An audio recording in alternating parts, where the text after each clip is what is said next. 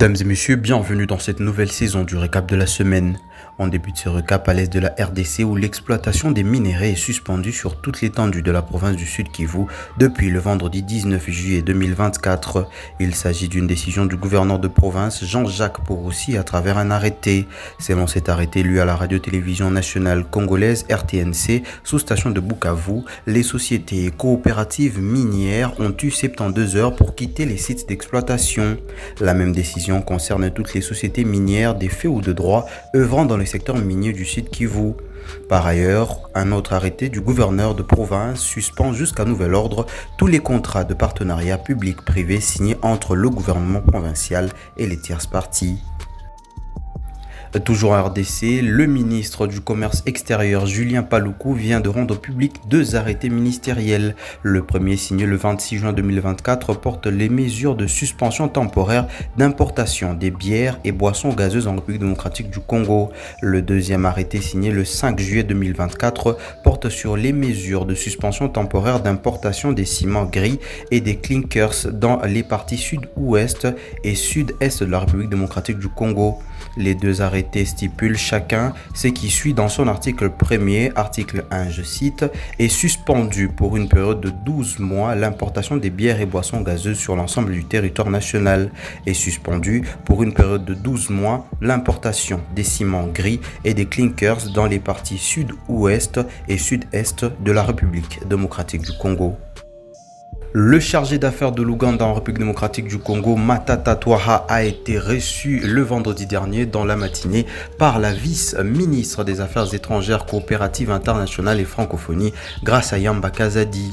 Cette rencontre survient après la publication d'un rapport des experts des Nations Unies accusant l'Ouganda de soutenir les rebelles du M23. Matata Twaha a fermement refusé ces accusations, dénonçant une manœuvre maladroite des Nations Unies susceptible de refroidir les liens diplomatiques jusque-là cordiaux entre les deux pays.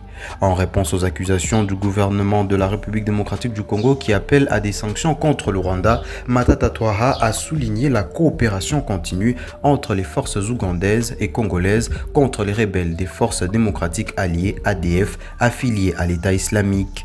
La publication de ce rapport intervient alors que la région de l'Est de la RDC reste en proie à des violents conflits.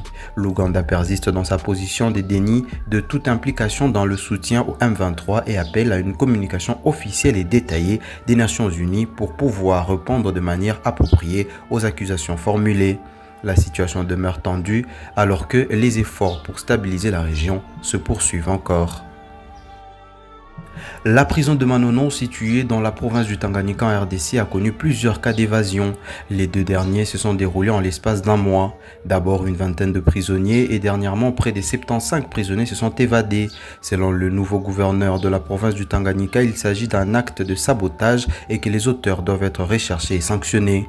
Le centre pénitentiaire de Manonon a connu dimanche dernier une évasion de tous ses prisonniers. Selon la société civile locale, tous ces détenus ont troué en profondeur jusqu'à s'effrayer un passage à l'extérieur de la prison. Dans ce contexte, avait expliqué l'administrateur du territoire adjoint de Manonon, la prison n'avait plus d'administration. Le directeur de cette prison et le greffier ont été arrêtés lors de la première évasion. Désormais, toute personne qui va jeter des immondices sur la voie publique à Kinshasa, capitale de la RDC, ou qui va couper les arbres sera sommée de payer une amende de 50 millions de francs congolais. Cette décision émane de l'entretien que le ministre d'État, ministre de la Justice et des Gardes des Sceaux, Constant Moutamba, a accordé le mercredi 17 juillet 2024 au ministre délégué près du ministre de l'Urbanisme et Habitat en charge de la politique de la ville, Didier Tengue. En outre, Didier Tengue a indiqué que toute personne qui constate une infraction liée à une construction illégale, à une occupation de caniveau ou à des nuisances sonores doit saisir le bourgmestre de sa commune et informer le procureur de la République.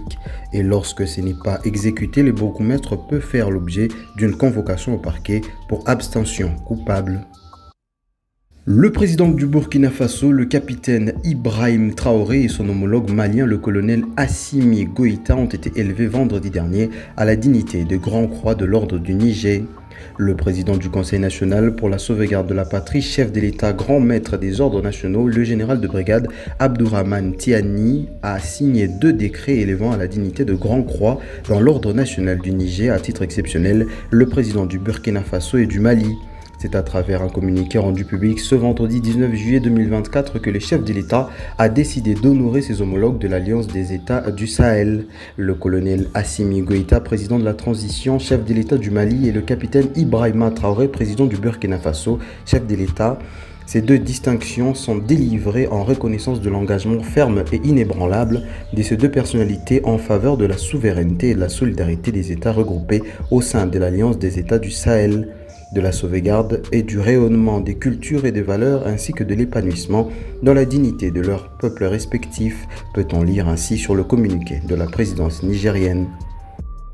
Déjà la fin de ce récap de la semaine, dames et messieurs, on se quitte avec les images du nouveau clip de Ferregola, le padre écologie, un titre tiré de l'album Dynastie. On s'est dit au revoir, dames et messieurs, et on se retrouve la semaine prochaine.